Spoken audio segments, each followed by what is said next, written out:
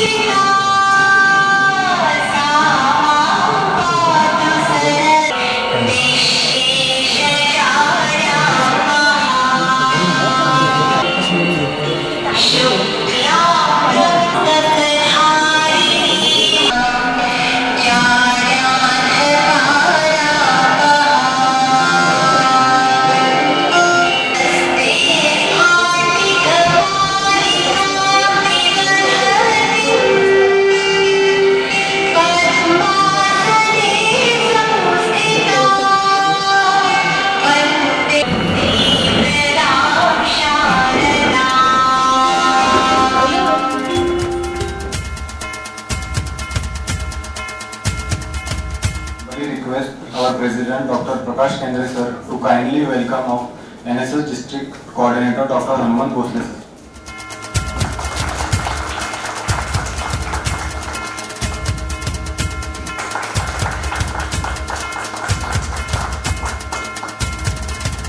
I request Dr. Ashish.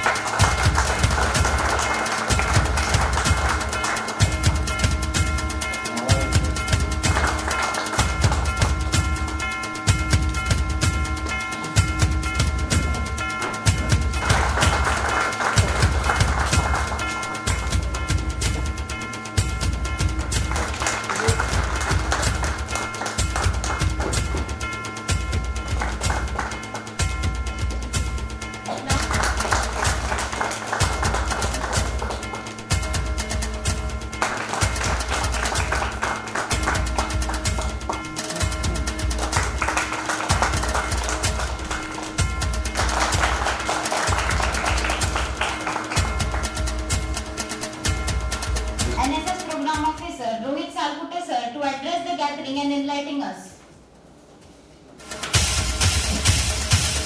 विद्येचं आराध्य दैवत माता सरस्वती आणि ज्यांनी सेवाभाव रुजवण्यासाठी आपल्या भारतभर एक आदर्श निर्माण केला असे NSS चे प्रेरणास्थान संत गाडगे महाराज यांच्या पावन स्फूर्तीस अनुसरून आज आपण इथे विकसित भारत युथ पार्लमेंट साठी एकत्रित आलो आहोत। या निमित्त आपल्या मंचावर उपस्थित प्रमुख पाहुणे मान्यवर तसेच आजच्या कार्यक्रमाचे अध्यक्ष प्राचार्य डॉक्टर प्रकाश केंद्रे सर, आपल्याला ज्यांचं वेळोवेळी मार्गदर्शन असतं आणि जिल्ह्याची धुरा ज्यांच्या खांद्यावर आहे असे आजचे चीफ गेस्ट डॉक्टर हनुमंतजी शर्माजी, तसेच बबलूजी मारवतकर सर आणि गवई सर जे आपल्याला मार्गदर्शन करणार आहेत।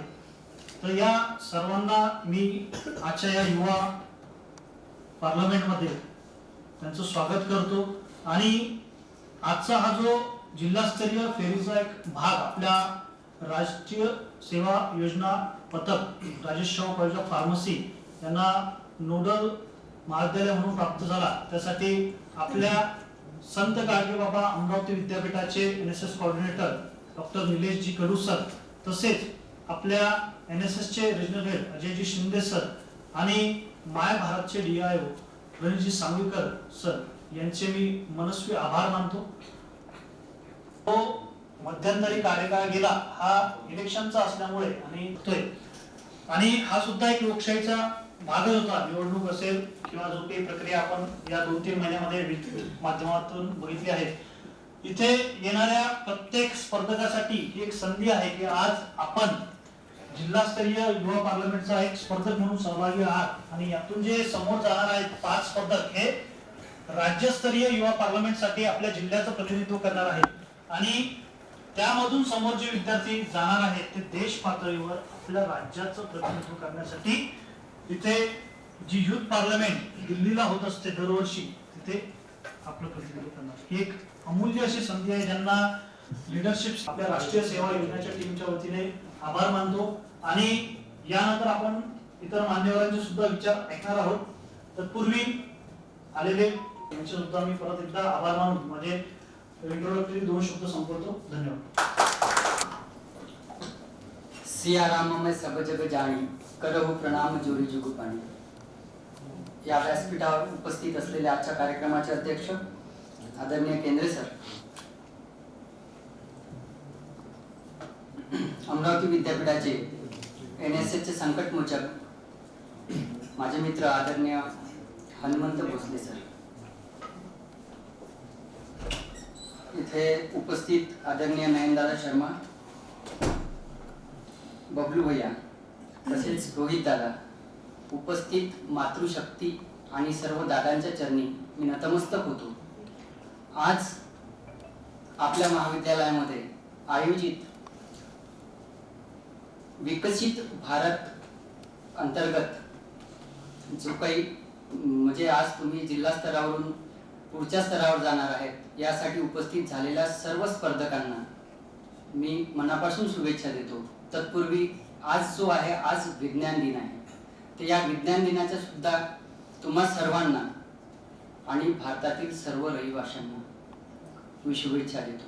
मित्रो, विकसित भारत यासाठी आपण इथं जमलो आहोत आणि ह्या विकसित भारताची धुरा नेण्यासाठी आदरणीय भोसले सरांनी आपल्या महाविद्यालयांनी मला बोलण्याची संधी दिली. मी आभार नंतर मानेल, मात्र सुरुवात करताना एका श्लोकाने या सर्व गोष्टीची सुरुवात करतो.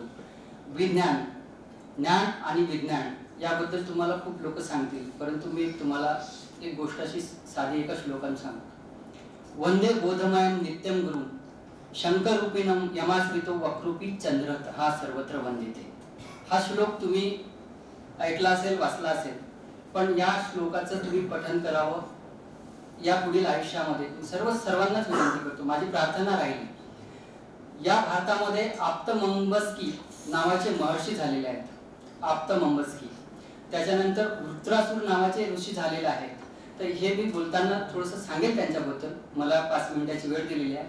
5 मिनिटामध्ये हा विषय माझा आठवत नाही, तरी माझ्याकडून तुम्हाला भारत विकसित करायचा असेल तर सर्वात आधी तुम्ही कुठेही जा, तुम्ही आज चंद्रावर जा, उद्या सूर्यावर देखील जा, परंतु आज आपण मनापासून म्हणजे आपल्या मनापासून दूर जात आहोत.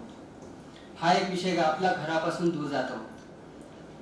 विकसित भारत आहे, परंतु हा भारत विकसितच होता. तुम्ही त्याच्यामध्ये लक्षात घ्या की तुम्हाला हे छोटे छोटे सूक्ष्म कण जे आहेत हे कण तुम्हाला वेचावे लागतील. हे कण वेचताना तुम्हाला फुलपाखरू व्हावं लागेल. तुम्ही आकाशामध्ये भरारी घ्या, नंतर खाली जमिनीवर या आणि परागकण वेचल्यानंतर त्या परागकण तुमचे सेवेसाठी वापरा. संत गाडगे बाबांनी जो मंत्र दिला सेवेचा, ह्या सेवेचा मंत्र रुजवताना तुमच्या मनामध्ये त्याला आत्मसात करा. तो इतका आत्मसात करा की त्याला अभिप्रेत म्हणजे त्याला डोक्यामध्ये घ्या. तुम्ही युवा आहे, वायू म्हणजे डोक्यामध्ये घ्या मनामध्ये घेत असताना. आणि हे करत असताना नुसती सेवा करायची म्हणून महाविद्यालयामध्ये आलो म्हणून सेवा करायची, मला काही मार्क मिळवायचे म्हणून करू नका. त्याचं कारण असं आहे की आज भारत विकसित झाला. मी आप्तमंबस्कीची प्रार्थना नंतर सांगतो, परंतु विकसित झाला, परंतु आपण मनापासून दूर गेलो. मित्र, सर्वात आधी आपल्याला काय करावं लागेल? आपल्याला जर समजा मी श्लोक सांगितला, श्लोक जो होता तो वंदेम गुरु बोधमय नित्यम गुरु शंकर रूपेण. तर शंकर पहा, आपल्याला पौर्णिमेचा चंद्र जो आहे हा सर्वांना आवडतो, कारण की तो पूर्ण चंद्र आहे. पण तुम्ही सेवेसाठी आलेला आहात आणि भगवान शंकरांनी अर्धचंद्राचा आधार घेतला. तर भगवान शंकरांनी अर्धचंद्र त्यांच्या डोक्यावर घेतला. आता शंकर जर समजा तुम्हाला पाहायचं असेल तर देव म्हणून पाहू नका, कारण की मी देवाला मानतोय आणि देवाला मानतही नाही. माझ्या मी चार हात असलेल्या भगवंताला मी मानतो आणि तुम्ही त्या भगवंताला मानावं, तुम्ही सेवा जर करत असाल तर ते 4 हाताचा भगवंत कोण आहे, कोणाविषयी सांगतो आणि नंतर आपण मंगसकीर होतो. विषय असा आहे की 4 हाताचा भगवंत आहे. आता मी म्हटलं की मी देवाला मानतो आणि मानतही नाही, तुमच्या मनामध्ये प्रश्न निर्माण झाला. पण 2 हात माझ्या बापाचे आहेत आणि 2 हात माझ्या मायचे आहेत. जे 2 हात मला इथं घडवलं तुमचे गुरुजन तुम्हाला घडवतात. मग आता याच्यामध्ये आई वडील आपले गुरुजन आहेत, प्रथम गुरु, आणि नंतर आपण शंकर असू, तथागत गौतम बुद्ध असतील, संत गाडगेबाबा असतील, हे जे महापुरुष आहेत, या महापुरुषांना पहा आणि त्यांना आत्मसात करा. पंजाबराव देशमुख असतील, आणि ज्या महाविद्यालयाचं नाव म्हणजे तुमच्या महाविद्यालयाचं नाव राजश्री शाहू महाराज आहे. राजश्री शाहू महाराज सुद्धा आधार झाले. डॉक्टर बाबासाहेब आंबेडकरांना त्यांनी आधार दिला. भगवान शंकराला समजा खोलामध्ये जाल तर अर्धचंद्र हा भगवान शंकराचा आधार झाला. दोघंही एकमेकांना पूरक आहेत. मी सांगितलं बापा विठ्ठल माय रखुमाई, 7 जन्माची ही पुण्य आहे. मित्र, आज आपले आई वडील किंवा आपल्या समाजामध्ये पाहतो आपले आई वडील वृद्धाश्रमात जातो. मग आपण शाळेमध्ये जे शिकतो किंवा महाविद्यालयामध्ये शिकतो ही सेवा आपण मनापासून आत्मसात करीत नाही. तर नुसतं पुस्तकी ज्ञान घ्यायचं म्हणून कुठलीही गोष्ट करू नका. जी गोष्ट काही करायची असेल ती मनापासून करा. आप्त मोमस्कीची प्रार्थना अशी आहे की तुम्ही या जगामध्ये जे काही दीन दुःखित जो काही जीव असतील, जेवढे दुःखित जीव आहेत त्यांच्या हृदयामध्ये मी प्रवेश करेन आणि त्यांचं दुःख हरण करण्याची शक्ती मला दे भगवंता. मला हे तुझ्या रसातळाचं राज्य नको. जे काही आहे तुझ्या म्हणजे हे दुःखित जीव आहे तेवढी आप्त मोमस्कीची प्रार्थना होते. यानंतर रुद्रासुराची प्रार्थना अशी आहे, अहम हरे तव पादकमलम दासानुदासो भवितास्मि भयम. अहम हरे तव पादकमलम दासानुदासो भवितास्मि भयम. मला या देशात म्हणजे या जगातलं किंवा रसातळातलं पाताळातलं हे राज्य नको. मला जो भगवंताचा दास असेल म्हणजे तुमच्या दासाची सेवा दे. अशा ह्या आपल्या चरणी करतो. आणि मित्र, माया ममतेची ओल अशीच मनात कायम राहू द्या. आता काय आभार मानून कायम मनात राहू द्या. धन्यवाद. To call respected Kendre sir for their grateful words and guidance. विद्यापीठ अमरावती राजर्षी शाहू महाराज फार्मसी कॉलेजमध्ये आज युवा पार्लमेंट 2026चं या ठिकाणी उद्घाटन होत आहे. त्याप्रसंगी महाराष्ट्राचे आराध्य दैवत छत्रपती शिवाजी महाराज, आपल्या विद्यापीठाचं दैवत संत गाडगेबाबा, तसेच या देशामध्ये जे काही महामानव होऊन गेले त्यांना सर्वांना मी प्रथम अभिवादन करतो. असलेले माननीय अनिलजी गवई, उपसंपादक खामगाव आवृत्ती लोकमत, तसेच आमचे मित्र, आमचे लहान बंधू रोहित साळकुटे सर, या ठिकाणी उपस्थित असलेले सर्व महाविद्यालयातील प्राध्यापक, या ठिकाणी उपस्थित असलेले सर्व आजच्या या युवा पार्लमेंटचे सर्व जजेस, या ठिकाणी उपस्थित असलेले सर्व या पार्लमेंटसाठी आलेले सर्व स्पर्धक, तसेच या महाविद्यालयातील सर्व विद्यार्थी मित्रमैत्रिणी. मित्रहो, आज आपण या ठिकाणी एका वेगळ्या विषयाच्या संदर्भामध्ये जमलेलो आहोत. हा विषय खूप महत्त्वाचा आहे. आपण आज पाहतोय, आपण वाचतोय, आपण वेगवेगळ्या चॅनल्सच्या माध्यमातून किंवा आणखीन वेगळ्या माध्यमातून आपण त्याच्याकडे पाहतोय. परंतु मुळात अनिलजी गवई आणि मी सोबत येत असताना 2 महत्त्वाच्या गोष्टींबद्दल चर्चा करत होतो आणि त्याच्यामध्ये 2 महत्त्वाचे शब्द या ठिकाणी त्यामधून मला लक्षात आले की आपण आधुनिकतेकडे जातोय आणि विकासाकडे जातोय आणि विकसित भारत एका ठिकाणी म्हणतोय आणि आधुनिक भारत एका ठिकाणी म्हणतोय. या 2 गोष्टींची सांगड जोपर्यंत आपल्याला घालता येणार नाही तोपर्यंत आपला भारत विकसित होणार नाही. ही महत्त्वाची गोष्ट या ठिकाणी लक्षात घ्यावी लागेल. काय भारतामध्ये सोन्याचा धूर निघणारा देश म्हणून आपण याच्याकडे पाहतो आपल्या इतिहासामध्ये. मग भारतामध्ये जर सोन्याचा धूर निघणारा देश आपण म्हणू, भारत जर विकसित तेव्हाच म्हणू, तर मग आज ही परिस्थिती का आली?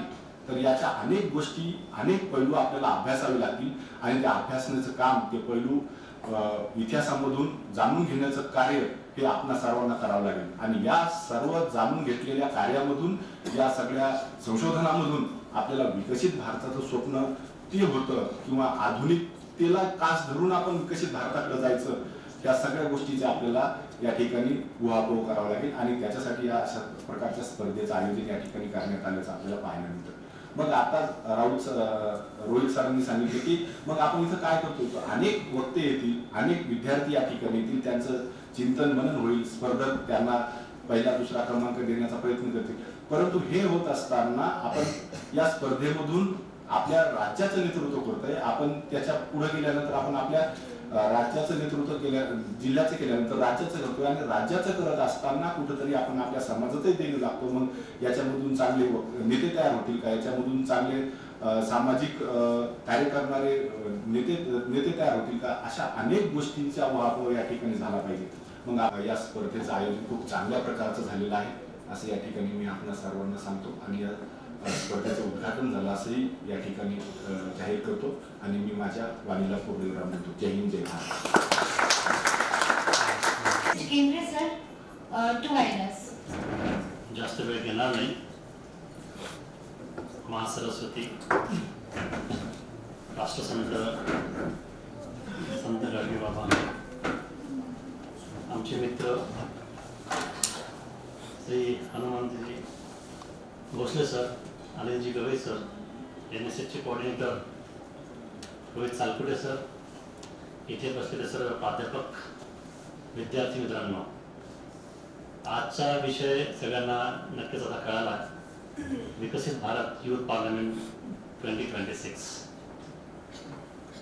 खरं म्हटलं तर विकसित भारत हा एक स्लोगन आहे, पण या स्लोगनच्या अंतर्गत जे काही अपेक्षित आहे, honourable prime minister Narendraji Modi साहेब यांचं जे एक स्वप्न आहे की येणाऱ्या या 2047 म्हणजे स्वातंत्र्य शताब्दी म्हणूयात आपण त्याला, तोपर्यंत हा भारत विकसित असला पाहिजे. आता हेच एक आपलं एक मोठं शस्त्र असतं, कारण युवा ज्या गोष्टी करणार त्याच नक्की देशाला विकसित करणार. आणि त्या पार्श्वभूमीवर आज हा जो एक प्रोग्राम या ठिकाणी आयोजित केलेला आहे, त्याचं उद्दिष्ट ते आहे की मुलांनी या प्रोग्राममध्ये पार्टिसिपेट करावं, अशा प्रकारच्या माध्यमातून त्यांची जे नेतृत्व शैली ही डेव्हलप करावी. आणि विकसित म्हटलं की एकच गोष्ट येत नाही, नुसते युवा लीडर झाले म्हणजे देशाचा विकास झाला असंही नाही. कारण देशाचा विकास म्हटल्यानंतर आर्थिक विकास आला, आधुनिक म्हटल्यानंतर तंत्रज्ञानाचा विकास आला, त्याच्यानंतर हेल्थकेअर प्रोफेशनल जसं की आता फार्मसी कॉलेज आहे, सायन्स असेल, अजून व्यतिरिक्त सतत रिसर्च आणि इनोव्हेशन ह्या गोष्टी आमच्या कॉलेजमध्ये चालत असतात. आणि हेच एक कारण आहे की अशा प्रकारचे प्लॅटफॉर्म उपलब्ध होतात, त्याच्यातून मुलांना एक संधी भेटते आणि वेगवेगळ्या स्तरांपर्यंत जाऊन त्या ठिकाणी त्यांचं ते जे टॅलेंट आहे त्यांना ते सिद्ध करण्याचा योग येत असतो. आणि नुसतंच योग नव्हे तर त्यांचा सर्वांगीण विकास आणि करिअर जे आपण म्हणतो ते सुद्धा त्याच्यावर निर्भर आहे. आज तुम्ही ज्या गोष्टी कराल त्याच नक्की उद्या त्या ठिकाणी उगवणार आणि त्या गोष्टी तुमच्या भवितव्यासाठी सुद्धा कारणीभूत ठरणार, नव्हे तर सोसायटी किंवा समाजासाठी सुद्धा, समाजाच्या डेव्हलपमेंटसाठी सुद्धा ते कारणीभूत ठरणार आणि पर्यायाने देशाचे सुद्धा हा विकास होणार. तर अशा प्रकारच्या या प्लॅटफॉर्मवर मी सर्व मुलांचं या ठिकाणी स्वागत करतो. जे काही त्या ठिकाणी आता स्पर्धेचे काही नियम असतील, इन्स्ट्रक्शन असतील तुम्हाला दिले जातील, त्या अनुषंगाने तुम्हाला या ठिकाणी सहभागी व्हायचं आहे आणि प्रत्येक या संधीचं एक सोनं करून घ्यायचं आहे. आणि आज जे काही विनर होतील त्यांना सुद्धा खूप खूप शुभेच्छा. पण जे होणार नाही त्यांना सुद्धा परत शुभेच्छा की परत आपण कुठेतरी कमी पडतोय का याचं एक शहानिशा करून पुन्हा आपण त्या ठिकाणी अशा प्रकारच्या प्लॅटफॉर्मवर यावं आणि परत असंच सादरीकरण करावं. Emergency lessons for Indian democracy. This topic encourages us to reflect on important chapters of Indian history and learn valuable lessons for our democracy. For Youth Parliament. Will get 3 minutes to present their views.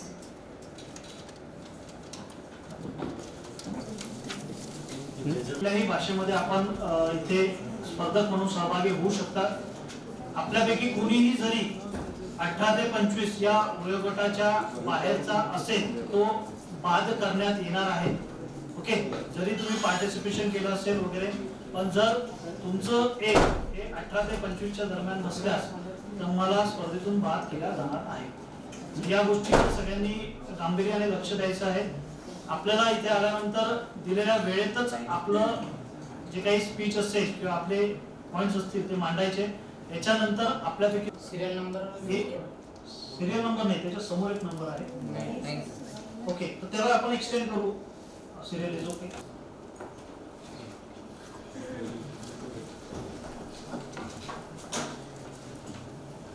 अध्यक्ष महोदय, निर्णायक मंडल और मेरे सभी युवा साथियों, 15 अगस्त 1947 के आधी रात को कह गए थे ये शब्द हमारी भारत के लोकतंत्र की नींव थे.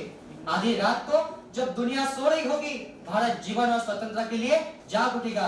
लेकिन इतिहास गवाह है कि मात्र 28 साल बाद 25 जून 1975 की इस काली आधी रात को हमारे लोकतंत्र पर ग्रहण लग गया था. आपातकाल भारतीय लोकतंत्र का एक काला अध्याय. 25 जून की उस रात को कुछ राजनीतिक कारणों की वजह से तब के प्रधानमंत्री ने आपातकाल की घोषणा कर दी थी. उन 21 महीनों में संविधान की आत्मा को कुचला गया जब न्यायपालिका खामोश कर दी गई, प्रेस पर ताले जड़ दिए गए और अनुच्छेद 21 के तहत मिलने वाले जीवन के अधिकार को छीन लिया गया. तब के राष्ट्रकवि रामधारी सिंह दिनकर जी की पंक्तियां गूंज उठी. सदियों की ठंडी बुझी रात सुबह उठी, मिट्टी के सोने का ताज पहन खिलाती है. दो राह समय की रथ का घर घर नाच सुनो, सिंहासन खाली करो की जनता आती है. आज आपातकाल की 50वीं बरसी हमें सिखाती है कि लोकतंत्र केवल वोट देने का नाम नहीं बल्कि एक मशाल है कि जिसकी रक्षा हमें हर दिन करनी होगी. हमने सीखा कि स्वतंत्र न्यायपालिका और आजाद प्रेस देश की जान है. माननीय अध्यक्ष महोदय, आपातकाल हमें सिखाता है कि संविधान का क्या महत्व है. वही संविधान जिसे डॉक्टर बाबा साहेब अम्बेडकर ने निर्माण किया, वही संविधान जो एक आदिवासी समाज की एक महिला को भारत का महामहिम राष्ट्रपति बनाता है. हमने सीखा है कि यह आज यदि एक दलित समाज का व्यक्ति संविधान निर्माता बनता है या एक आदिवासी महिला देश की राष्ट्रपति बनती है तो ये हमारे उसी लोकतंत्र की जीत है जिसे 1975 में हटाने की कोशिश की गई थी. साथियों, आज हम विकसित भारत की ओर बढ़ रहे हैं. ये डरने वाला भारत नहीं बल्कि दुनिया को रास्ता दिखाने वाला भारत है. संविधान की कोई एक या दो अर्थ नहीं, 140 करोड़ अर्थ है और 140 करोड़ जनता केवल जनसंख्या नहीं, 140 करोड़ ऊर्जा का स्रोत है.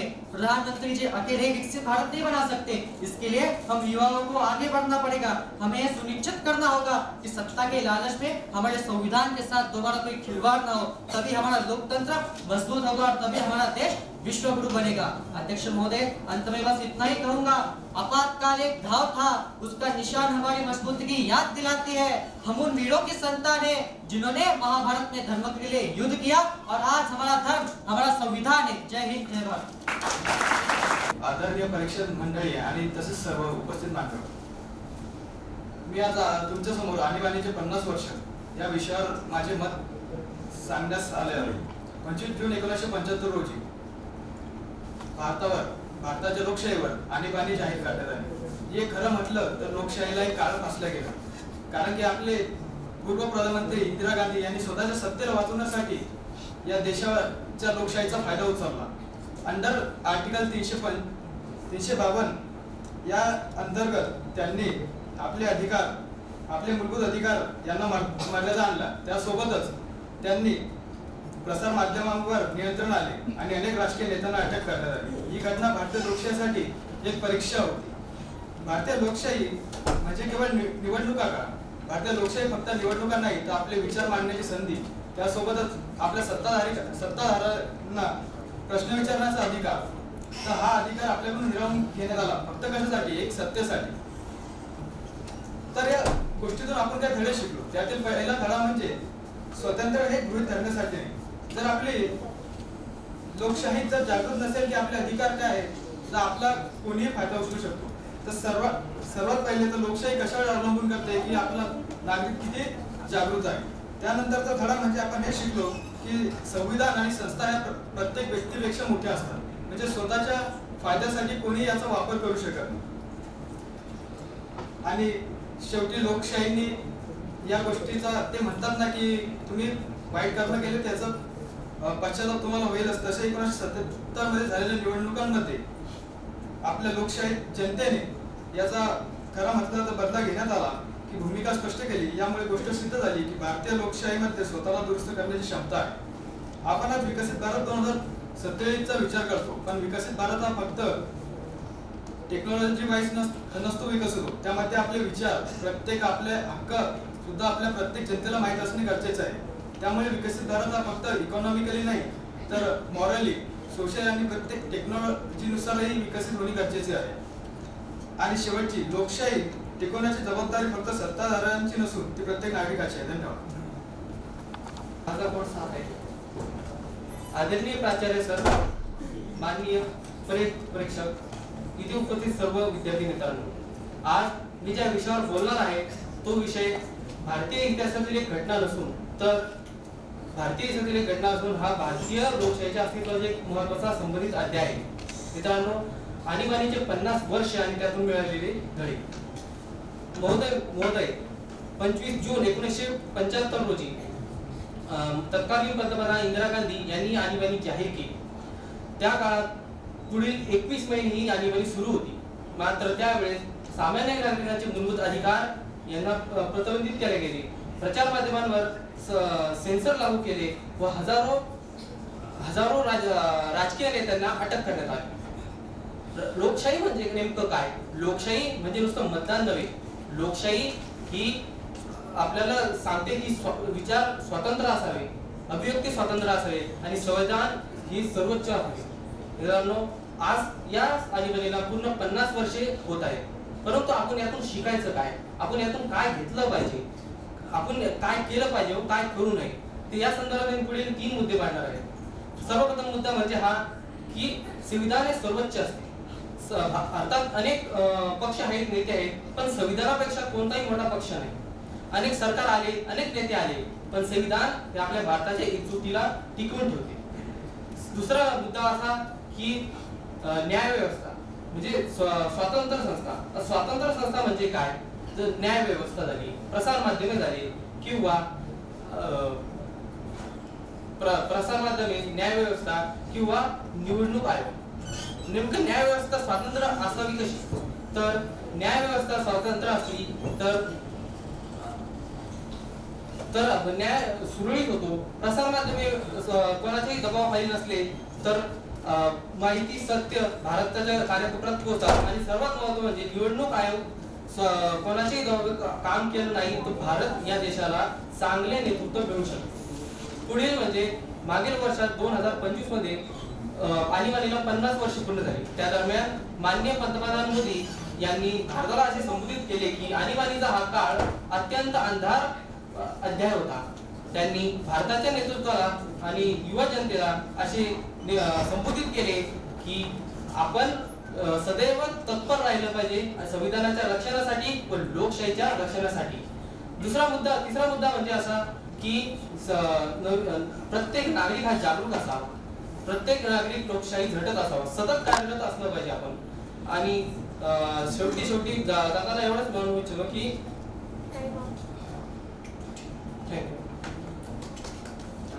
कोड आहे VVYP 11. आदरणीय मान्यवर शिक्षकवृंद आणि माझ्या मित्रमैत्रिणी, आजचा विषय आहे आणीबाणीचे 50 वर्ष. 25 जून 1975 ही रात्र भारतीय लोकशाहीच्या इतिहासातील एक काळा कालखंड मानला जातो. तत्कालीन पंतप्रधान इंदिरा गांधी यांनी देशात अंतर्गत अशांततेच्या कारणास्तव आणीबाणी घोषित केली. आज या घटनेला 50 वर्ष पूर्ण होत असताना त्या काळातील संघर्षाचा मागोवा घेऊन त्यातून मिळालेले धडे गिरवणे ही काळाची गरज आहे. आणीबाणीच्या त्या 21 महिन्यात 1975 ते 1977 लोकशाहीचे स्तंभ आदरले होते. कलम 14, 19 आणि 21 अंतर्गत मिळणारे नागरिकांचे मूलभूत अधिकार स्थगित करण्यात आले. त्यानंतर प्रसार माध्यमांवर कडक निर्बंध लादले गेले. सरकारी परवानगीशिवाय कोणतीही बातमी प्रसिद्ध करता येत नव्हती. त्यानंतर काही दिग्गज नेत्यांना अटक करण्यात आली होती. त्यामध्ये जयप्रकाश नारायण, अटल बिहारी वाजपेयी, मोरारजी देसाई आणि यांसह हजारो कार्यकर्त्यांचा समावेश होता.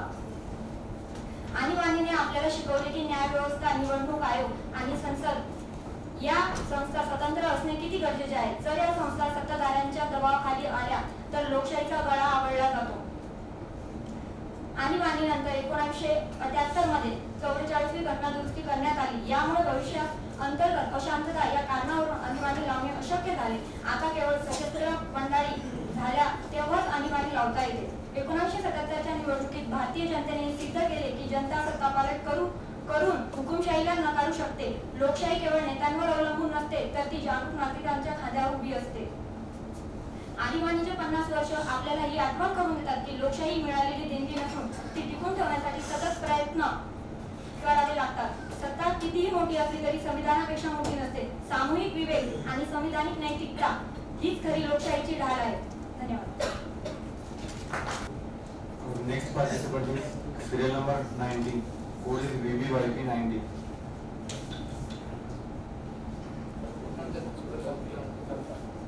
सर, माझा नंबर VVYP 99. आदरणीय अध्यक्ष महोदय, उपस्थित मान्यवर आणि माझ्या युवा मित्रांनो, आज आपण अशा घटनेवर चर्चा करत आहोत जिने भारतीय लोकशाहीची खरी ताकद आणि कसोटी दोन्ही दाखवून दिली. 1975 मधील आणीबाणी. 25 जून 1975 रोजी देशात आणीबाणी लागू झाली.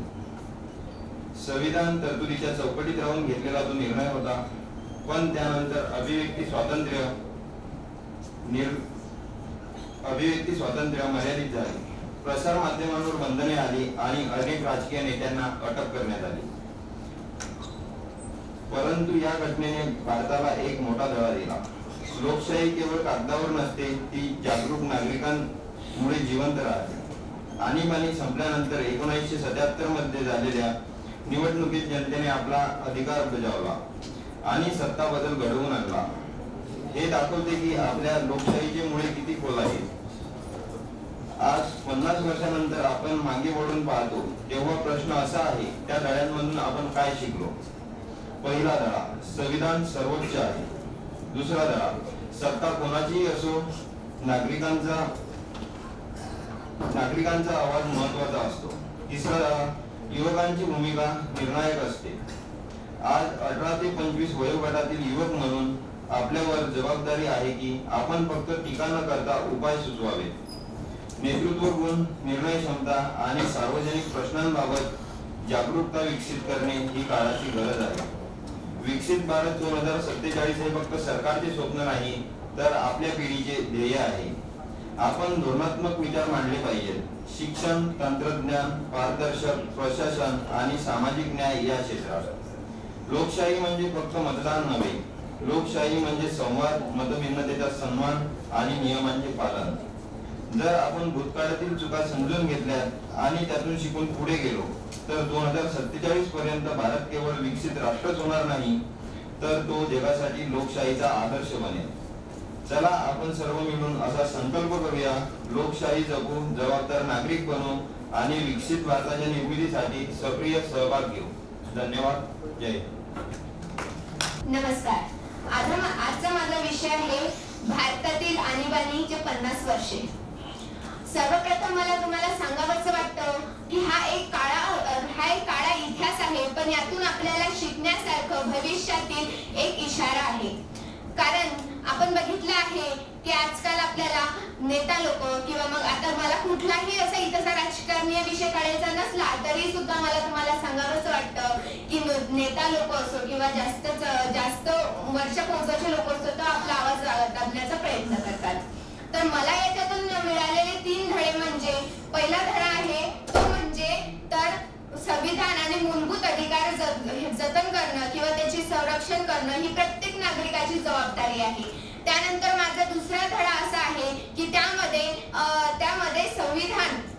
संविधान असो किंवा मग राज्य किंवा मग न्यायव्यवस्था असो, स्वतंत्र न्यायव्यवस्था आणि सर्वोत्तम म्हणजे हे मुक्त प्रसार माध्यमे याची सर्वात जास्त गरज आहे आणि ती सुद्धा आता आपल्याला लाभलेला आहे. त्यानंतर तिसरा माझा महत्वाचा मुद्दा म्हणजे जागृत आणि सजन नागरिकच हा लोकशाहीचा खरा रक्षक असतो.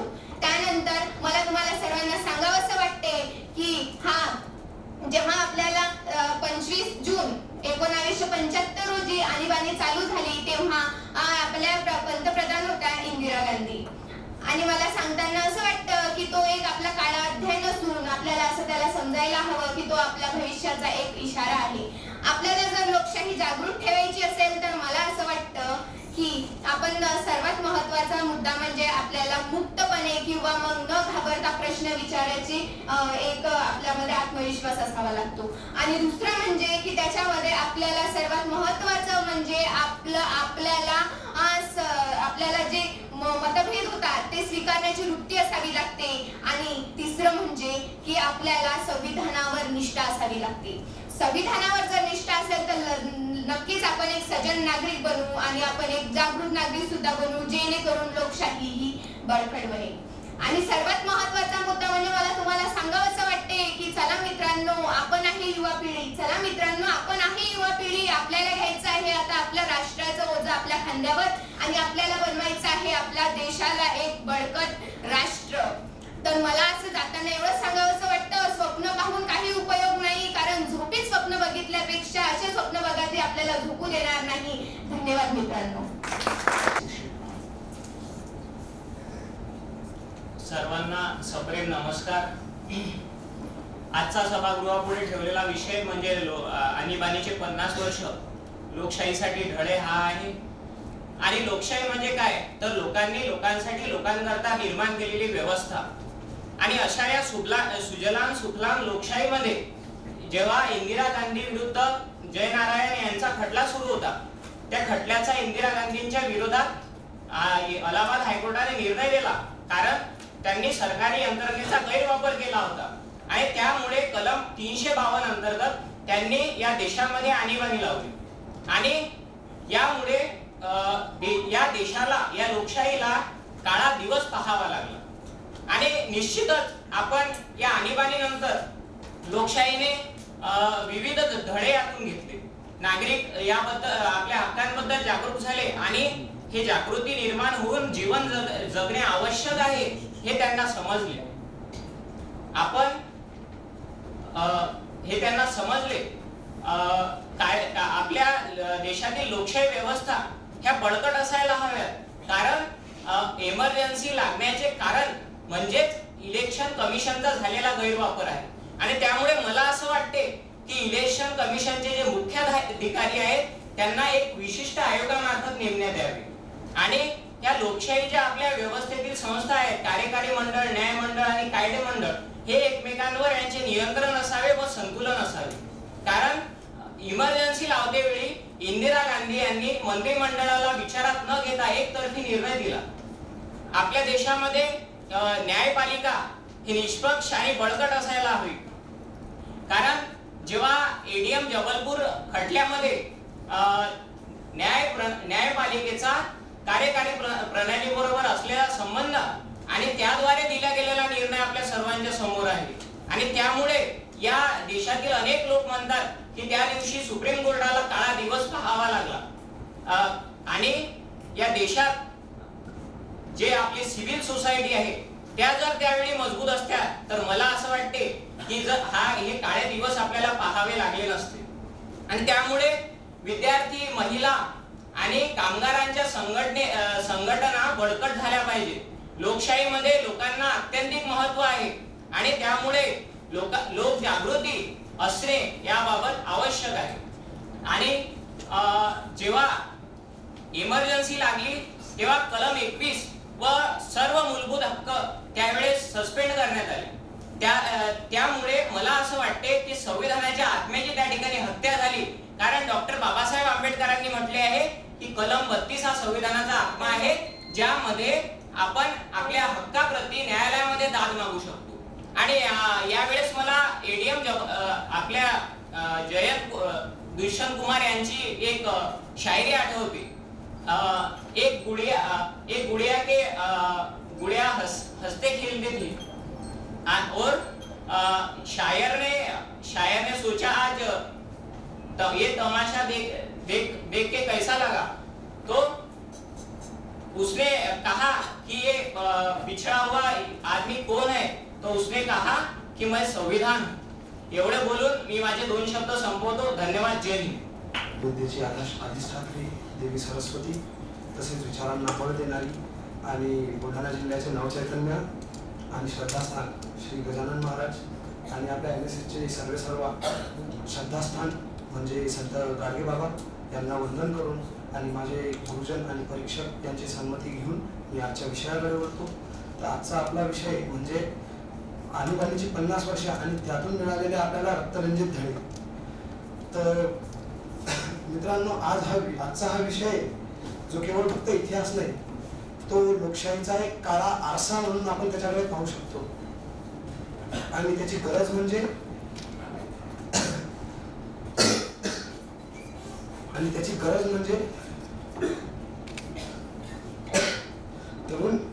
तरुण ज्या देशाचा तरुण इतिहास विसरतो त्याचा भूगोल बदलायला असा कितीसा वेळ लागणार, तो देश म्हणजे काही प्रगती करू शकेल का याचाही आपल्याला कुठेतरी विचार करायला पाहिजे. आणि पण जेव्हा आपण 25 जूनच्या त्या काळ्या रात्रीबद्दल विचार करतो तेव्हा कुठेतरी आपल्याला समजते की ती फक्त एक काळी रात्र नसून त्या ठिकाणी लोकशाहीची कुठेतरी गळचेपी करण्याचा प्रयत्न झाला आहे. आणि मित्रांनो, म्हणूनच हा फक्त एक इतिहास नाही, हा भारताच्या सर्व सुज्ञान नागरिकांसाठी एक सावधानतेचा इशारा आहे. आणि या इशाऱ्यातून आपण काहीतरी म्हणजे सावधानता बाळगून आपण काहीतरी धडे आत्मसात करायला पाहिजे. आणि जसे की जेव्हा आपण जाणतो सत्तेचा माज वाढून जेव्हा एखाद्या व्यक्तीची महत्वाकांक्षा पणाला जाते आणि ती स्वतःला संविधानापेक्षाही वरचं समजू लागते, तेव्हा कुठेतरी लोकशाहीचा अंत होतो. आणि लोकशाहीचा अंत म्हणजे भारतासारख्या गणराज्याची विडंबनाच. तर तेच हे स्वातंत्र्य कोणाची जहागीर नाही किंवा कोणाच्या बांधील नाही. लोकशाही म्हणजे काय, तर जसंच आता आपल्या मित्राने आपल्याला सांगितलं की लोकशाही म्हणजे लोकांनी लोकांमार्फत लोकांसाठी चालवलेले लोकराज्य म्हणजे लोकशाही.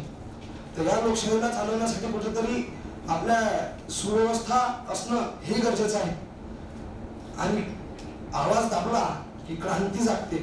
आणि त्यावेळेस जेव्हा माध्यमांवर बंदी आणली आणि लोकांचा आवाज दाबला गेला, पत्रकारांना तुरुंगात टांगण्यात आलं, तेव्हा त्यांना असं कुठेतरी वाटलं असेल की हा लोकशाहीचा विचार आता संपेल. पण नाही, ही लोकशाही एवढी कमकुवत नव्हती.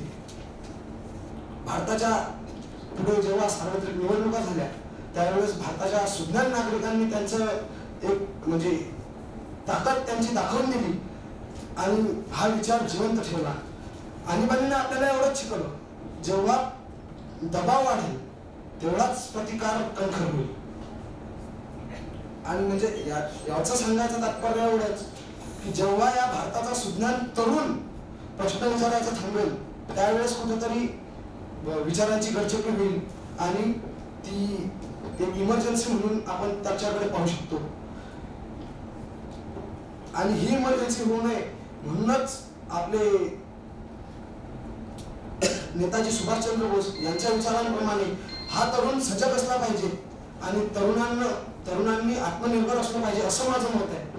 आणि आज 50 वर्षांनंतरही जेव्हा आपण स्वतःला विचारलं पाहिजे की आपल्या न्यायपालिका, आपली निवडणूक व्यवस्था ही स्वातंत्र्य आहे का, तर याचा कुठेतरी आपल्याला विचार करायची गरज आहे. आणि आपली ही स्वायत्ता विकलेली आहे की अजूनही टिकलेली आहे याच्यावर आपण विचार करणं गरजेचं आहे. कारण 2026 मध्ये उभं राहून जेव्हा आपण आदरणीय पंतप्रधान नरेंद्रजी मोदी यांच्या विचारांप्रमाणे 2047चा विकसित भारत जेव्हा आपण घडवण्याचा विचार करतो त्यावेळेस आपल्याला या गोष्टींचा विचार करणं गरजेचं आहे. कारण त्यांचा भारत लाचार म्हणून नाही तर एक सजग आणि विश्वगुरू म्हणून पाहायचा आहे. आणि शेवट म्हणजे या 50 वर्षाचा सर्वात मोठा धडा म्हणजे संविधानाप्रती निष्ठा. संविधान हा लोकशाहीचा एकमेव धर्मग्रंथ आहे. आणि आपल्याला या आणीबाणीच्या 21 महिन्यात एवढंच शिकायला मिळालं की लोकशाही ही एक व्यवस्था नसून हा एक संस्कार आहे आणि हा संस्कार तंत्रज्ञानाने आपल्याला पुढे न्यायचा आहे. शेवटी एवढंच म्हणेल की संविधानावरची रात्र अजूनही जखम देत राहते. तरुण जागा असेल तर अंधारातही ती टिकत राहते. आणि लोकशाहीचा श्वास तरुणांनी आम्हाला कोण थांबवणार नाही. धन्यवाद. जय हिंद. वो दौर भी देखा तब खामोश था हिंदुस्तान, आवाजें कैद थी और दबाई गई थी आवाजें, और वो दौर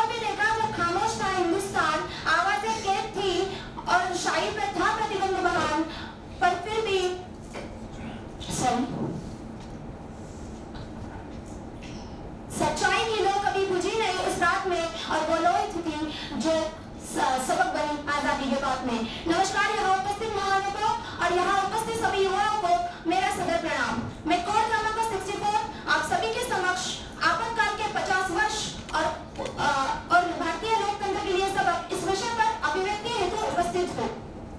25 जून 1975 की रात जब पूरा भारत सो रहा था, तब भारत की तत्कालीन सरकार ने संविधान के अनुच्छेद 352 के तहत आपातकाल की घोषणा की। यह वह समय था जब मीडिया पर सेंसरशिप लगाई गई थी।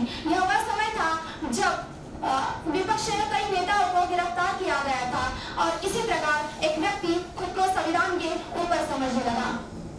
आपातकाल के समय एक घोषणा की गई थी, INDIRA, Indira is India end India is Indira.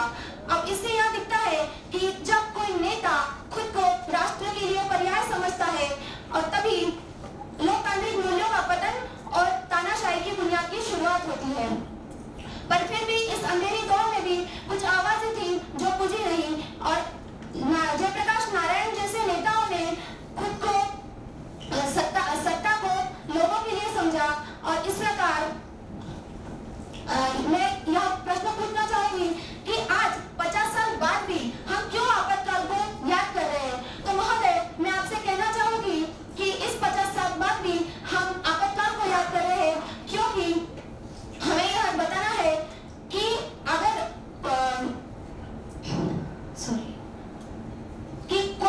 कोई नेता अगर खुद को राष्ट्र के ऊपर मानता है और यह बताने की जरूरत है कि जब जब सरकारें निरंकुश होगी, भ्रष्टाचारी होगी, तब हम केवल न सिर्फ प्रश्न चिन्ह उठाएंगे, अभी तो उस पर एक अच्छे और सही तरीके से नियंत्रण भी प्रस्तावित करेंगे।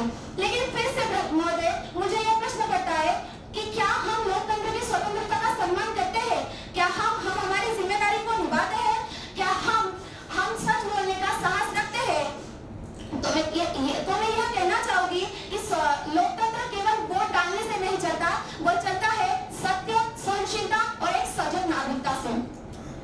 और महोदय, मान्यवर, मैं कहना चाहूंगी कि अगर नजर को बदला जाए तो नजारे भी बदल सकते हैं, अगर सोच को बदला जाए तो सितारे भी बदल सकते हैं। कश्तियां बदलने की जरूरत नहीं है हमें, कि कश्तियां बदलने की जरूरत नहीं है हमें। अगर दिशा को बदला जाए तो किनारे अपने आप बदल जाते हैं। महोदय, मैं आपसे अंत में इतना ही कहना चाहूंगी कि दबाई गई थी आवाजें पर हौसले नहीं टूटे, दबाई गई थी आवाजें पर हौसले नहीं टूटे, छीन ली गई थी आजादी परंतु इरादे नहीं झुके। और 50 वर्ष बाद भी सीख वही पुरानी है कि लोकतंत्र जनता के लिए, जनता द्वारा है और जनता ही इसकी कहानी है और जनता ही इसकी कहानी है। धन्यवाद। जय हिंद, जय Bharat. Good afternoon to one and all present over here.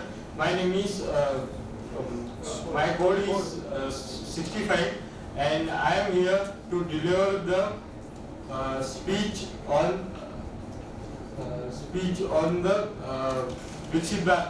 Viksit Bharat is one of all is the parliamentary and sustainable and predictable for all people and all youth. And in Viksit Bharat there is the special provision for the farmers, special provision for the youth, special provision for the people who are supporting in development. And Viksit Bharat also involves the various economic growth and various agriculture practices and various other growths like the private sector and other sector. So I conclude that Viksit Bharat is involved generally the youth and other people who are struggling for innovation. Thank you. उपस्थित मान्यवर, देशप्रेमी आणि माझ्या प्रिय मित्रांनो, इतिहास हा फक्त भूतकाळ नसतो, तो भविष्याचा मार्गदर्शक ठरतो. आणीबाणीचा काळ हा आपल्या लोकशाहीच्या प्रवासातील एक कठीण वळण होता, पण त्याच वळणाने आपल्याला स्वातंत्र्याची खरी किंमत शिकवली. 25 जून 1975 रोजी तत्कालीन पंतप्रधान इंदिरा गांधी यांनी देशात आणीबाणी जाहीर केली. 21 महिन्याच्या या कालावधीत नागरी स्वातंत्र्यावर निर्बंध, प्रसार माध्यमावर राजकीय नेत्यांची अटकसत्रे आणि न्याय प्रक्रियेत हस्तक्षेप असे अनेक निर्णय झाले. भारतीय राज्यघटनेत कलम 352 आणि 356 याचा वापर करून इंदिरा गांधींनी स्वतःला विलक्षण अधिकार दिले आणि नागरी हक्क आणि राजकीय विरोधावर मोठ्या प्रमाणावर कारवाई सुरू केली. लोकशाही खरी ताकद, तिची मर्यादा आणि तिचे महत्त्व या काळात देशाने अनुभवले. परंतु या कठीण काळातून देशाने एक मोठा धडा घेतला. लोकशाही केवळ संविधानात लिहिलेली नसते, ती त्या नागरिकांच्या जागृतीत आणि सहभागात जिवंत असते. सर्वोच्च न्यायालय, माध्यमे आणि सर्वसामान्य जनता यांच्या सामूहिक प्रयत्नामुळे लोकशाही पुन्हा मजबूत झाली. त्यामुळे आज आपण स्वातंत्र्य आणि अधिकार आणि अभिव्यक्ती यांचे महत्त्व अधिक खोलवर समजू शकतो. मित्रांनो, आज आपण विकसित भारत 2047 या स्वप्नाकडे वाटचाल करत आहोत. हे स्वप्न पूर्ण करण्यासाठी युवकाची भूमिका अत्यंत महत्त्वाची आहे. युवक म्हणजे देशाची ऊर्जा, नवकल्पना आणि भविष्य. लोकशाही मूल्याची जपवणूक करावी. स्वातंत्र्य, समता आणि न्याय या तत्वाचे रक्षण करणे ही आपली जबाबदारी आहे. धोरणानिमित्त सक्रिय सहभाग घ्यावा. आपल्या कल्पना, समस्या आणि उपाय भारत सरकारपर्यंत पोहोचवले पाहिजे. तंत्रज्ञान सकारात्मक वापर करून पारदर्शकता आणि उत्तरदायित्व वाढवावे. सामाजिक पर्यावरण संरक्षण आणि सर्वसमावेशक विकास यासाठी काम करावे. आणीबाणीची 50 वर्ष आपल्याला एकच संदेश देतात.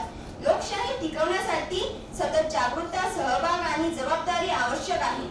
भूतकाळातील अनुभवातील शिकून वर्तमान सक्रिय राहून आणि भविष्याकडे दूरदृष्टीने पाहून आपण विकसित भारत घडवू शकतो. चला आपण सर्वजण मिळून लोकशाहीची ताकद वाढवूया आणि 2047 पर्यंत भारताला जगातील सर्वात सक्षम, समृद्ध आणि न्यायी राष्ट्र बनवण्याचा संकल्प करूया.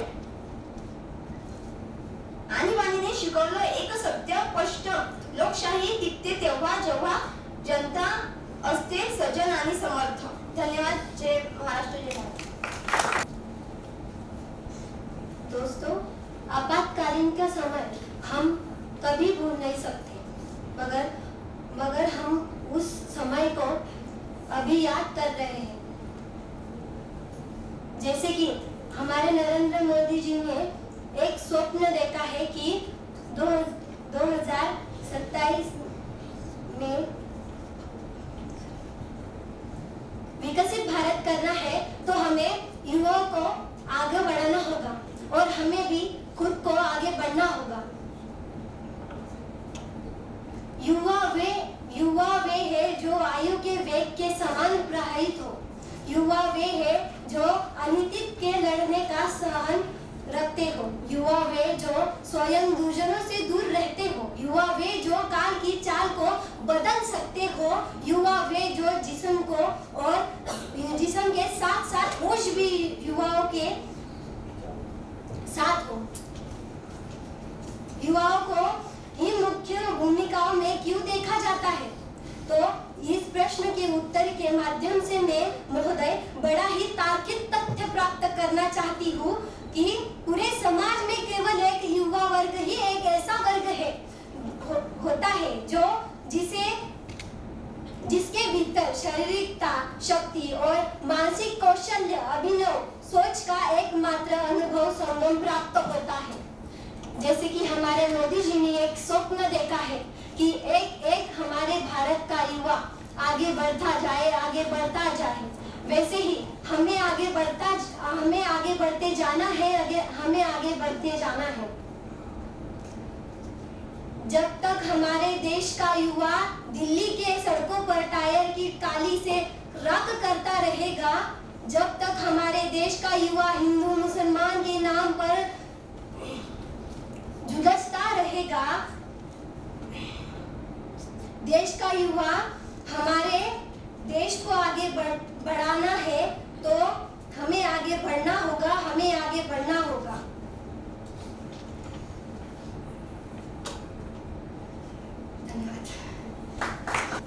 माधापूर कायाळू सर, आजच्या कार्यक्रमाचे अध्यक्ष, पर्यवेक्षक आणि विद्यार्थी मित्रांनो, सांगायचं म्हटलं तर आजचा विषय आहे आणीबाणीचा. पूर्वी 50 वर्षापूर्वी आपल्या भारत देशाला 1975 25 जून 1975 रोजी आणीबाणी लावण्यात आली. आपल्या भारताचे तत्कालीन पंतप्रधान इंदिरा गांधी यांनी ती आणीबाणी लावली. आणि नुसती आणीबाणी लावून झालं का तर नाही, त्यांनी आणीबाणी लावली आणि 1976 मध्ये त्यांनी आपल्या राज्यघटनेमध्ये सुद्धा हात घातला. त्यांनी आपल्या राज्यघटनेमध्ये 42वी दुरुस्ती केली आणि घटना 42वी दुरुस्तीमध्ये त्यांनी तब्बल 40 कलमांमध्ये बदल केला. 40 कलमामध्ये बदल केला. मग त्यात केलं काय तर मानवाला, सामान्य माणसाला जो मूलभूत हक्क होता तो त्यांनी हरवून घेतला. आज जे वृत्तपत्र आपल्याला, जे प्रसार माध्यम आपला भारताचा आपण चौथा आधारस्तंभ म्हणतो, त्यांचे स्वातंत्र्य त्यांनी हरवून घेतलं. एवढंच नाही तर खऱ्या अर्थानं सांगायचं म्हटलं तर आपल्या विधानसभा असो, लोकसभा असो, याचा कार्यकाल हा 5 वर्षाचा होता. पण त्यांच्या राज्यामध्ये त्यांनी हा कार्यकाल 6 वर्षाचा वाढवून ठेवला. एवढंच नाही तर त्यांनी न्यायाधीशांना जो अधिकार होता, सुप्रीम कोर्टाला अधिकार होता की विधानसभेमध्ये आणि लोकसभेमधला कायदा जर राज्यघटनेच्या चौकटीत बसत नसला तर त्या कायद्याला रद्द करण्याचा अधिकार हा सुप्रीम कोर्टाला होता. पण त्यांनी तो कायदा सुद्धा ह्या 42व्या घटना दुरुस्तीमध्ये त्यांनी रद्द केला. एवढंच नाही तर त्यांनी मंत्रिमंडळ आणि पंतप्रधान यांच्या निर्णयाला राष्ट्रपती बंधनकारक राहतील हे सुद्धा कायद्यात त्यात नमूद केले. मग त्यांनी एवढंच केलं का तर नाही, खऱ्या अर्थानं हा लोकशाहीला कलंक म्हटला तरी चालेल. कारण लोकशाहीचे मूलभूत हक्क सर्व हक्क हे लोकांकडून हरवून घेतले. एवढंच काय तर त्या काळामध्ये त्यांनी जबरदस्ती का होत नाही कुटुंब नियोजन पद्धत सुद्धा त्यांनी त्या काळामध्ये करण्यात आली. आणि ह्याच कारणामुळे लोकांनी एकजूट होऊन त्यांनी जयप्रकाश नारायण यांनी भ्रष्टाचाराविरुद्ध आंदोलन केले. त्यांनी एका जुटीनं होऊन लोकांनी 1977 रोजी त्यांनी एक सार्वजनिक निवडणूक झाली आणि त्यामध्ये मोरारजी देसाई जनता पक्षाचे ते निवडून आले. आणि त्यांनी पहिलं काम जर काही केलं असेल तर ते त्यांनी काम केलं की ज्या राज्यघटनेमध्ये, ज्या राज्यघटनेच्या हिच्यात त्यांनी हात घातला होता आणि राज्यघटनेच्या बाहेर जे कायदे केले होते त्यांनी त्या कायद्यांना रद्द केलं. एवढंच नाही तर लोकांचा जो मूलभूत हक्क होता तो त्यांनी मजबूत करून घेतला. आपल्याला असं वाटतं की आपली राज्यघटनेवर आपला देश आहे, पण इंदिरा गांधींच्या त्या हिटलरवादाला कुठेतरी आपण त्या क्रांतिकाऱ्यांनी त्या चळवळीला चालना दिली. आणि आज आपण जर इतिहासात बघतो तर आपल्याला आपल्या 50 वर्षापूर्वीचा इतिहास आपण का आठवतो, त्याचं एकच कारण आहे की आपण तो इतिहास या कारणाने आठवतो की आपल्याला परत जे लोकशाही विरुद्ध ते चळवळ झाली ते परत होऊ नये. म्हणून आजचा आपला युवक, आपला नागरिक हा सशक्त झाला पाहिजे. आपला नागरिक जर, आपला तरुण जर जागृत असला तर लोकशाही सशक्त राहील. एकच सांगतो शेवटी, सत्ता येते सत्ता जाते, इतिहास बदलतो पानं, सत्ता येते सत्ता जाते, इतिहास बदलतो पानं, संविधानाची वर ठेवू श्रद्धा, हाच आमच्या राष्ट्राचा प्राण, हाच आमच्या राष्ट्राचा प्राण. For your thoughtful presentation will be judged out of 100 marks based on their content, clarity, communication skill, innovation, language, fluency and time management.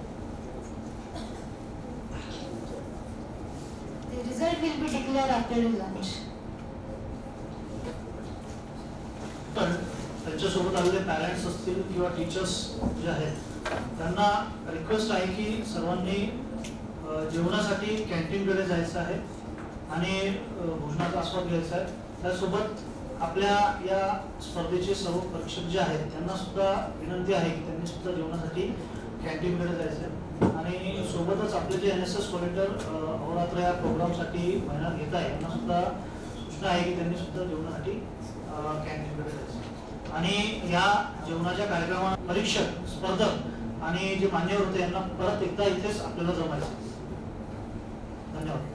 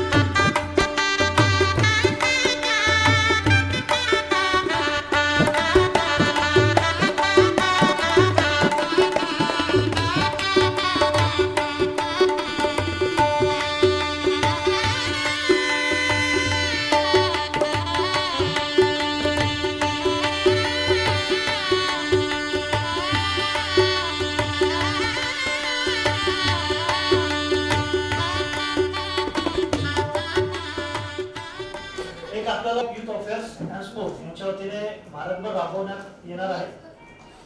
So background of this YVYCP is it is one of the flagship initiative under Viksit Bharat umbrella of MYAS, the Yuva connect programme. याला Yuva connect programme या नावाने आपण ओळखतोय. Alliance with the vision of Viksit Bharat 2047. It is a platform for you to share ideas, engage in a policy dialogue. Activities include competitions and interaction with the leaders. It also empowers you to become an informed, responsible and action-oriented citizen. Its objective to engage youth in a participation format to foster leadership and civic understanding.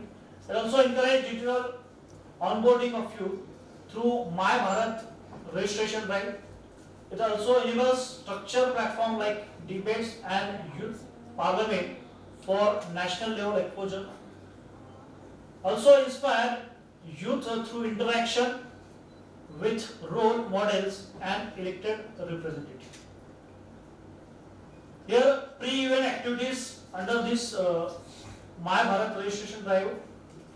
First, digitally connect youth under the age of 15 to 19 to My Bharat platform. The registration you have to do under the youth. After that, promote awareness of government initiatives and youth-centric opportunity to this platform. It also facilitates access to skill development programs, volunteering opportunities, and leadership trainings. And the fourth one is to create national database of active youth participation for better program targeting and policy making. Here there are various types of activities ongoing under this event day, like student engagement activities. It has showcase of Vande Mataram 150. Recently we have conducted this activities. Also Vikasit Bharat presentation. It delivered by an elective representative or a youth icon to inspire about importance of Vande Mataram in shaping India's freedom struggle. Also the introduction to My Bharat. There are several types of platform to introduce this platform, and also the Yuva Samvad, where we are a part of this activity. Now there are other several activities like My Bharat budget quiz. Recently budget is happened and worldwide, and the nation is engaging this activity under the PM Modi ji's vision. Again, awareness about the Vikasit Bharat Young Leader Dialogues and Vikasit Bharat Shapath by the youth. These are some activities are ongoing under this. The schedule of this, like arrival and registration, the 15 minutes welcome by hanger and lightning lamp. This is the 25-minute to 30-minute presentation by youth icon and Vande Mataram. Next, 10 to 15 minutes Yuva Samvad interaction session and 10 minutes oath of thanks and national anthem. These are the schedule given by the respective government to each and every nodal institution. Thank you. Now we are going to see the college एवं विश्वविद्यालय 131 युवा संवाद, 131 युवा icon, 20,000 से अधिक युवा प्रतिभागी, कश्मीर से लेकर कन्याकुमारी तक, गुजरात से लेकर मणिपुर तक, युवा तरुणाइयों में दिखी उत्साह, ऊर्जा और उम्मीद की नई झलक, जिसने युवा भारत की पेश की अद्भुत मिसाल. जी हाँ, हम बात कर रहे हैं राष्ट्रव्यापी विकसित भारत युवा कनेक्ट कार्यक्रम की, जो देश भर के कॉलेजों एवं विश्वविद्यालयों में अध्ययनरत युवा विद्यार्थियों को यशस्वी प्रधानमंत्री श्री नरेंद्र मोदी जी के विजन विकसित भारत 2047 से जोड़ने, राष्ट्र निर्माण हेतु प्रेरित करने वाली एक क्रांतिकारी पहल है. भारत सरकार के युवा मामले एवं खेल मंत्रालय द्वारा चलाए जाने वाले इस प्रोग्राम में देश के विभिन्न कॉलेजों एवं शैक्षणिक संस्थानों में जाकर युवाओं को विकसित भारत के रोड मैप के बारे में विस्तार से बताया जाता है. वहीं वंदे मातरम 150 सहित अन्य राष्ट्रीय विषयों पर पावर पॉइंट प्रेजेंटेशन के माध्यम से उन्हें विस्तृत जानकारी दी जाती है। इसके साथ ही इन विषयों पर युवा विद्यार्थियों के बहुमूल्य सुझाव एवं नवोन्मेषी विचारों का संग्रह भी किया जाता है। विकसित भारत युवा कनेक्ट कार्यक्रम ने युवाओं में आत्मनिर्भरता, नवाचार एवं विकास की अलख जगाने का काम किया है और इसमें विशेष सहयोग करता है माय भारत पोर्टल एवं उनके वॉलंटियर्स। कॉलेजों में होने वाले इस कार्यक्रम के तहत युवाओं को माय भारत के बारे में बताया जाता है और इस पोर्टल में उनका रजिस्ट्रेशन भी कराया जाता है। विकसित भारत युवा कनेक्ट प्रोग्राम की सबसे बड़ी खास बात ये है कि इसके तहत माय भारत द्वारा जारी विभिन्न गतिविधियों में प्रतिभागियों को जोड़ा जाता है और सामुदायिक सेवा जैसे अन्य कार्यक्रम आयोजित किए जाते हैं, जिसके माध्यम से युवा विद्यार्थियों को नीति निर्माताओं से जोड़कर उनमें नागरिक जिम्मेदारी और नेतृत्व को बढ़ावा दिया जाता है। युवा ही वो शक्ति है जो भारत को विकसित राष्ट्र बनाएगी। विकसित भारत युवा कनेक्ट केवल प्रोग्राम नहीं बल्कि युवा जन आंदोलन है, जहां हर युवा कहता है मैं हूँ विकसित भारत का युवा, मैं ही हूँ भारत का उज्जवल भविष्य। Background. Participants who are participate in this competition are already a winner because you seek the opportunity to represent yourself at the district level youth parliament, and this is the major platform to express your views, your personality in front of the audience. Now we are going to announce the winner of this competition, and I will request them to please come forward to receive the memento of winner and felicitation by the dignitaries on the dais. So we will start from the number, okay, or code, which are the winner starting from 5th to 1. So 5th 02. The name of this participant is Mohana Raj Kulkarni.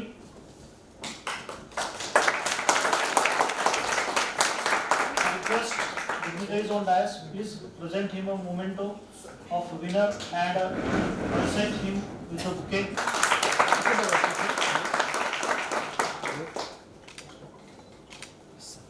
Thank you.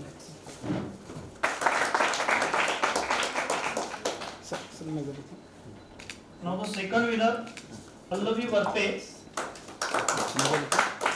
Pallavi Ramdas Varpe. Memento and bouquet. Yes, ready? Next, the third winner of this competition, bouquet and certificate.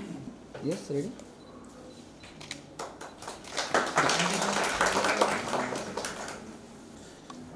I request dignitary on dais, please, memento and Yes. bouquet. इकडे समोर. Yes. Wait. Thank you. Trophy, bouquet and एक minute. trophy. Yes, sir. एक minute. Sir. Okay. Wait. Thank you. Thank you very much. Rohini Zada for vote of thanks. Respected Principal, Honorable Chief Guest, distinguished judges, respected teacher, participants and my dear friends. A very pleasant afternoon to everyone. It is my proud privilege to purpose the vote of thanks for today's inspiring program, Viksit Bharat, Yuva Sansad 2026 and District Level Youth Parliament District Level Round. First of all, I would like to express our heartfelt gratitude Mr. Dhananjay Safekar sir, my Bharat representative, Mr. Rohit Salkude sir, NSS Program Officer, Nayan Sharma sir, Corporate Member, Bablu Mawatwar sir, Corporate Member, and Anilji Gawai sir, Upasampadak Lokmat Khamgaon Avrutti. Thanks to all for sparing valuable time and guiding us with your presence and encouragement. We all are sincerely thankful to our respected chairperson, Rajarshi Shah College of Pharmacy, Buldhana, principal and management for giving us opportunity to host such a prestigious event and for their continuous support. Our sincerely thanks to our judges Dr. Gautam Mehtre sir, Dr. Sangameshwar Kandhare sir, Dr. Deepak Bhusari sir, Mr. Satish Sharke sir, and Mr. Rushikesh Divre sir. To you, thankful to you for their valuable time, fair evaluation and encouragement to all participants.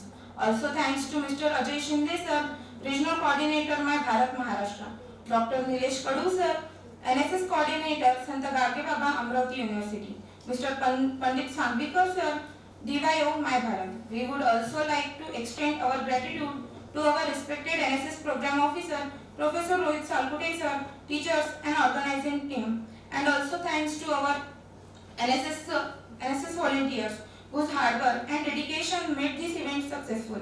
A special appreciation to all the participants who confidently shared their thoughts and ideas on today's important topic. You truly deserve for your support, cooperation and enthusiasm which made this event memorable. With this we conclude today's program. Gujarat Maratha Dravida Utkal Banga Vindhya Himachal Yamuna Ganga उच्चल जलधि तरंग तव शुभ नामे जागे तव शुभ आशीष मागे गाये तव जय गाथा जन गण मंगलदायक जय हे भारत भाग्य विधाता जय हे जय हे जय हे जय जय जय जय हे। भारत माता की जय। भारत माता की जय। भारत माता की